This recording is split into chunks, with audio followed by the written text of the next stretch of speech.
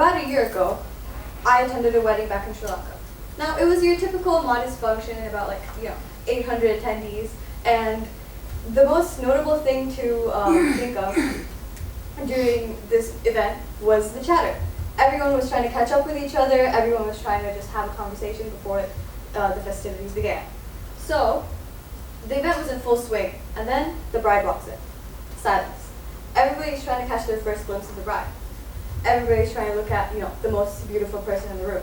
And the first thing that I hear to break that silence is, wow, she looks so pretty and so fair. Now, after having heard comments like these for years, I didn't really think much of it. I kind of just brushed it off.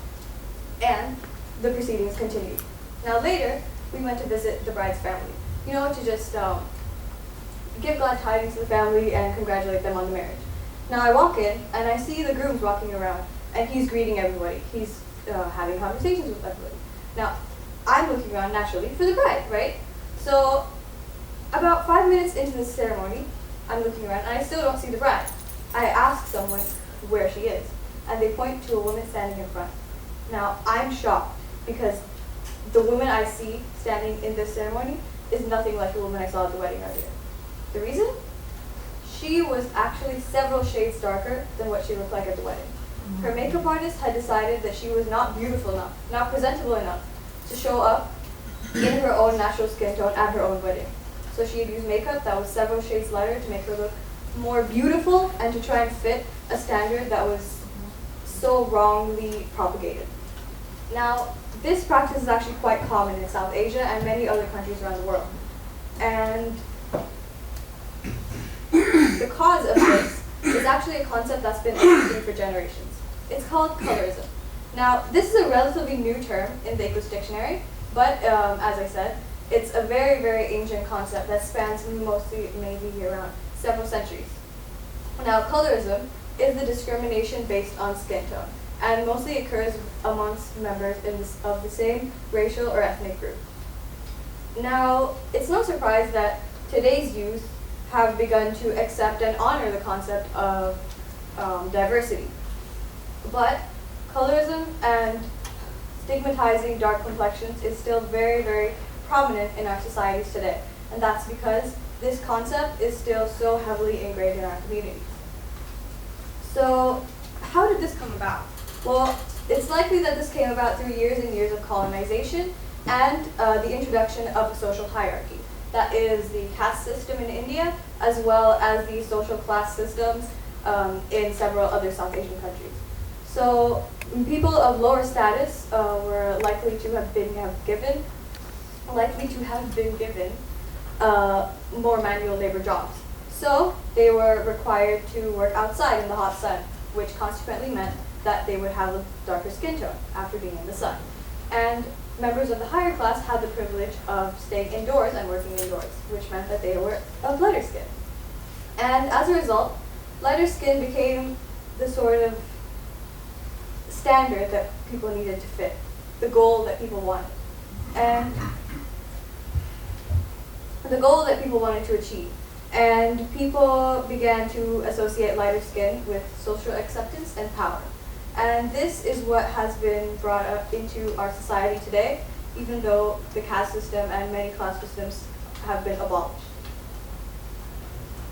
Now, growing up, I was also a victim to this system. I was constantly being told to be careful when going out into the sun so I wouldn't get too tan. Or I was constantly being recommended different kinds of home remedies to get rid of my tan, since I would look more beautiful. And constantly hearing praise for people who had lighter skin really affected me. And I began to internalize this sort of notion that I was wrong, that there was something wrong with me, when really there was nothing wrong with me at all. Now, one of the institutions that sort of exacerbates this notion is media. Now, mass media plays a large role in perpetuating this sort of colorism. Now, Western media in general does not have much representation of Asians in general, let alone darker skinned Asians. But Bollywood and other South Asian media companies have also been lacking in this department. Most protagonists are light-skinned, And if there is ever a darker skinned actor in a leading role, they're usually given either a lower class role or the role of a villain. Now, as a young girl, I didn't really see much of darker skinned women either. And to me, if beautiful, darker skinned women didn't appear on TV and they weren't normal, then I thought they simply didn't exist. And that was another thing that really affected my self-esteem. One more thing would be the fairness and skin bleaching industry, which is a multi-billion-dollar industry that spans the globe.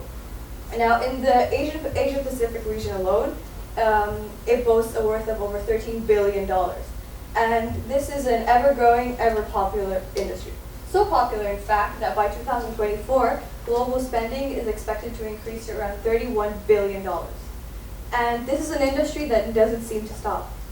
Why is that? Well, actors and actresses are constantly starring in such commercials to promote fairness creams like this. Now, if I see my favorite footballer advertising a soda, I'm going to buy it. If I see my favorite actress advertising a perfume, I'm going to buy it. So if I see my favorite role model advertising a fairness cream, it's likely I'm going to buy it. So there are also a lot of side effects that come with fairness creams and its use, which include acne and itchiness and even skin cancer because of the presence of carcinogens like mercury in such creams. In fact, around 44% of fairness creams in South Asia contain mercury. Now, this heavy and extensive use of these fairness creams could be explained by saying that many people are uninformed of the side effects of these creams. But in fact, a study conducted in India on university students who did use fairness creams found that 84% of females and 60% of males were aware of the side effects, and they still continued their use. Now, this shows that it's not a lack of education that perpetuates this hate. Rather, it's society that's forcing people to fit an ideal that shouldn't even exist in the first place. Now, take a look at this ad, for example. Here, we see towards the left, we see a darker-skinned woman who is unsmiling and looking seriously at the camera. And then, as she gets lighter, you can see her smile becomes wider and brighter. Now, this ad is sending the subliminal message that as the lighter you are, the happier you are. Now, this darker-skinned woman, she seems to be unhappy with her skin tone, correct? Now, if she's unhappy with her skin tone, it's likely she's unhappy with herself. Consequently, she might be unhappy with her life. Now, these sorts of ads are constantly promoted, constantly shown on TVs and plastered on buildings. And when you're constantly exposed to ads like this, you begin to internalize this sort of belief. Now, the simplest solution would be to boycott these products, to boycott all actors who endorse these products. But this is easier said than done. Now, a lot of people have internalized these beliefs so much to a point that it will cause an outrage if we were to completely really erase them.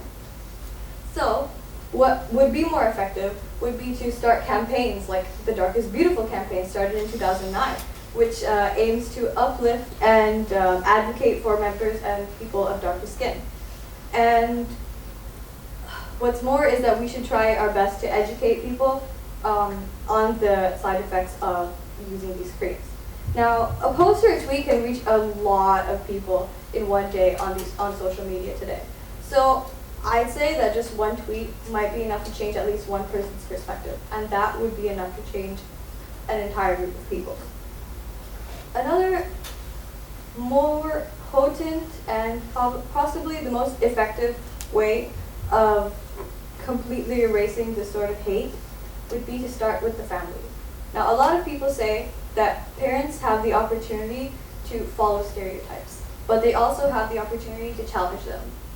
So it's our duty as future role models to change the beliefs of young people and make sure that they know that while beauty is in the eye of the beholder, beauty is never skin deep. Thank you.